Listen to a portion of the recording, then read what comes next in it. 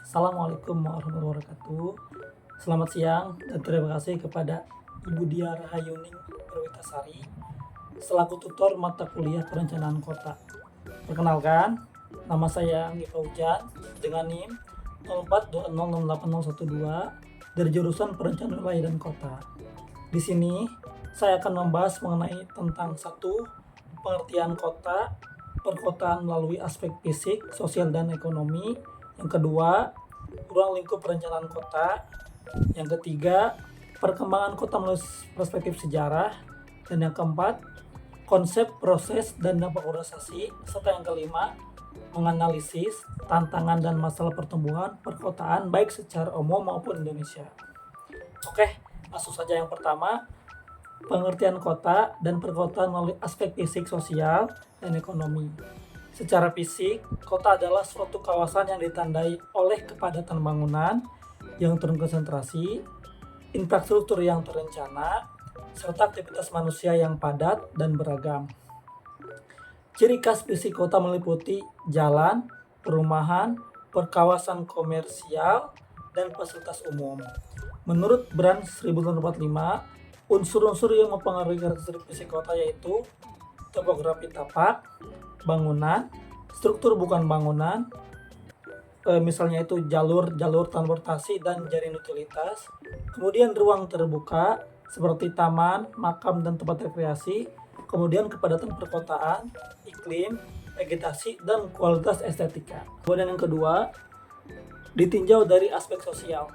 Kota merupakan konsentrasi penduduk yang membentuk komunitas dengan tujuan meningkatkan produktivitas melalui spesialisasi tenaga kerja serta memperkaya kehidupan intelektual, budaya, dan rekreasi. Ada dua faktor utama yang mempengaruhi aspek sosial kota. Yang pertama, setiap aspek kota dipengaruhi oleh besaran jumlah penduduknya. Ini dimaksud jumlah dan struktur pendudukan menentukan jenis pekerjaan dan kebutuhan fasilitas umum seperti keamanan, pendidikan, dan pelayanan sosial. Perubahan penduduk terjadi akibat kelahiran, kematian, urbanisasi, dan migrasi. Kemudian yang kedua, kota secara sosial juga dipandang dari sudut keruangan. Maksudnya, pusat ruang kota sering padat dan kumuh, dihuni oleh kelompok rentan. Terus, adanya permukiman liar muncul di area tak terbangun seperti pinggir rel dan tepian jalan raya. Kemudian, sebagian tempat yang luas di daerah sekitar pusat kota seperti bangunan komersil dan apartemen dihuni oleh kelompok ekonomi yang sedang. Ada juga yang berpenghasilan rendah dan tinggi. Kemudian yang ketiga, kita bisa melihat kota secara aspek ekonomi. Kota berfungsi sebagai pusat produksi barang dan jasa untuk mendukung kehidupan penduduk dan keberlangsungan kota itu sendiri. Ekonomi perkotaan terbagi menjadi tiga. Yang pertama itu ekonomi publik, yaitu mencakup kegiatan pemerintahan kota seperti pengelolaan anggaran, distrik khusus, pelayanan publik seperti air bersih dan pemadam kebakaran. Dan ada juga dari sistem pendidikan. Kemudian yang kedua adalah ekonomi swasta, terdiri dari aktivitas bisnis dan jasa oleh perusahaan besar hingga usaha kecil dan profesional independen. Dan yang terakhir, ekonomi khusus.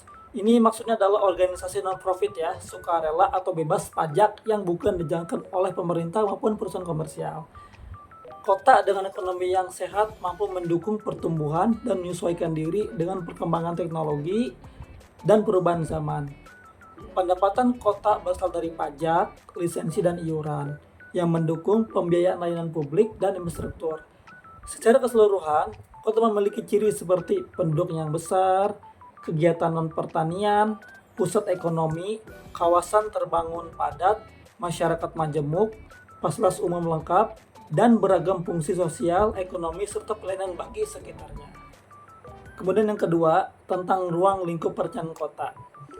Perencanaan kota adalah proses penataan ruang kota untuk masa depan, bagian dari perencanaan kota, wilayah, dan kota. Fokus utamanya adalah pada aspek spasial dan tata guna lahan. Berbeda dengan manajemen kota yang lebih ke tindakan langsung dan pelayanan publik. Perencanaan dilakukan oleh profesional, hasil jangka panjang, dan mencakup penjalan fasilitas umum, seperti perumahan, transportasi, serta peningkatan kualitas hidup masyarakat. Sejak tahun 1970-an, pendekatannya makin luas, mulai dari pendekatan ilmiah, partisipatif, dan berorientasi sosial ekonomi. Faktor pentingnya meliputi ideologi, tujuan, sumber daya, teknologi, dan keberlanjutan. Kita lanjut. Dan bagian ketiga adalah tentang perkembangan kota dari perspektif sejarah.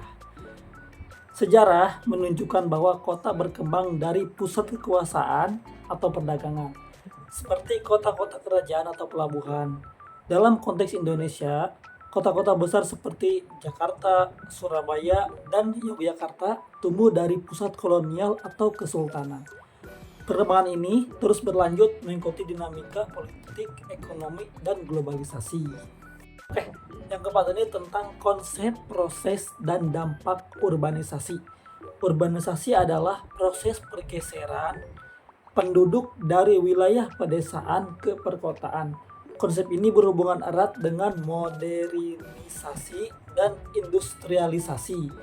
Proses urbanisasi dapat bersifat alami atau pertumbuhan penduduk kota maupun migrasi. Dampaknya bisa positif, seperti peningkatan kesempatan kerja dan akses layanan publik. Namun, urbanisasi juga memicu permasalahan seperti kemacetan, kekurangan perumahan, dan degradasi lingkungan. Di Indonesia, gejala urban sprawl atau meluasnya kota ke pinggiran juga menjadi tantangan yang harus diantisipasi dalam perencanaan kota. Kemudian yang terakhir ada yang kelima, tantangan dan masalah pertumbuhan perkotaan. Secara umum, pertumbuhan kota di dunia menghadapi tantangan. Yang pertama, ketimpangan ekonomi dan sosial, keterbatasan lahan, polusi dan kerusakan lingkungan, permasalahan transportasi dan infrastruktur. Di Indonesia sendiri, tantangan ini sering kali diperburuk oleh lemahnya penegakan regulasi, urbanisasi yang tidak terkendali, dan kurangnya perencanaan jangka panjang. Contohnya adalah bisa dilihat pada kemacetan di Jakarta, banjir akibat alih fungsi lahan, serta perumahan kumuh di pinggiran kota. Sumber referensi buku materi pokok ADPU 443 Perencanaan Kota. Itu dia sedikit penjelasan dari saya mengenai beberapa penjelasan dari pertanyaan tugas 1 ini. Saya akui memang belum sempurna dan dari segi penjelasan, penyampaian, saya akan terus berusaha meningkatkan kemampuan saya untuk bisa jadi yang terbaik. Sekian dan terima kasih kepada Ibu Tutor. Ini menjadi pengalaman pertama saya ngomong di depan kamera, meskipun rada-rada gugup ya. Mohon maaf bila ada kekurangan. Saya Anggi Pauja undur diri. Terima kasih. Wassalamualaikum warahmatullahi wabarakatuh.